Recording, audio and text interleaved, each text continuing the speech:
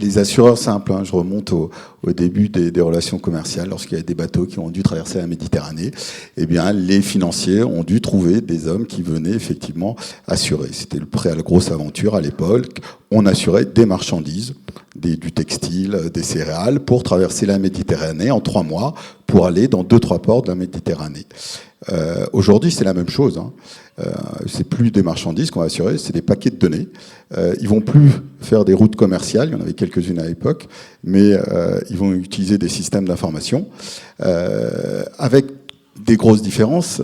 C'est bien évidemment la rapidité d'action, l'universalité. Il n'y a plus de 3 ports, c'est le monde économique est complètement interconnecté. Et enfin, le troisième point, bien évidemment, ce sont les... alors, je suis un peu troublé parce qu'on a la chance d'avoir de jeunes auditeurs autour de nous. C'est ça, on parle de formation dès le plus jeune âge, donc on voulait tout de suite se mettre dans le bain. D'acculturation du risque, et ben voilà, il commence. Et donc, le troisième point, c'est effectivement la richesse économique du monde. Et enfin, lorsque vous aviez une tempête qui touchait la Méditerranée, vous aviez 2-3 bateaux maximum, quelques 1000 marins carrés qui étaient touchés. Aujourd'hui, lorsque vous avez un virus, regardez WannaCry.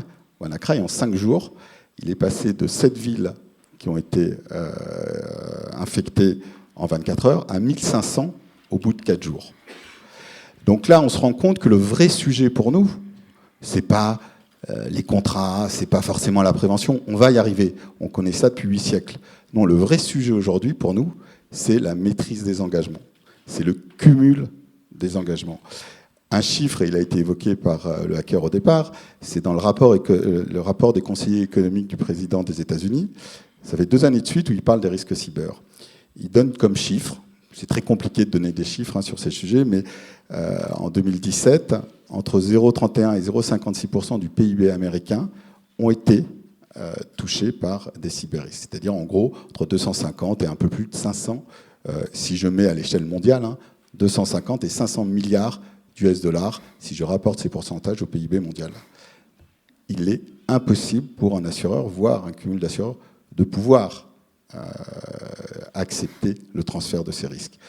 Un dernier chiffre, on fait souvent le parallèle avec les CatNat. Dans le rapport de Sigma, de Suisse Re de l'an dernier, le coût moyen des assurances CatNat sur 10 ans, c'est 220 milliards d'US dollars.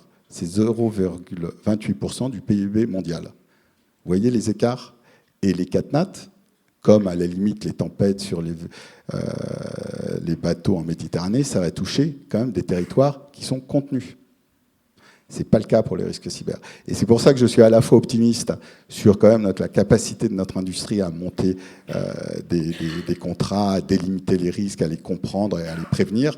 Par contre, de l'autre côté, vu les enjeux financiers qui sont en face, là on a un vrai sujet et il faut que tous autour de la table on puisse se poser pour réfléchir et savoir comment on le traite. Et puis c'est ce que Madame Kema a indiqué tout à l'heure, que ça ne puisse pas, in fine, mettre en péril éventuellement la santé financière d'un assureur.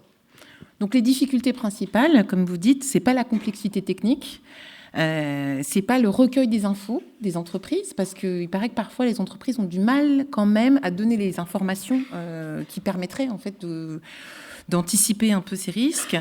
C'est pas non plus le manque de transparence. La difficulté principale, c'est d'arriver à assurer la solvabilité, c'est ça? Tous les sujets que vous avez évoqués sont des problèmes, mais j'ai confiance pour pouvoir les résoudre. Et effectivement, on a des problèmes de transfert de la donnée, transfert de l'information, la connaître.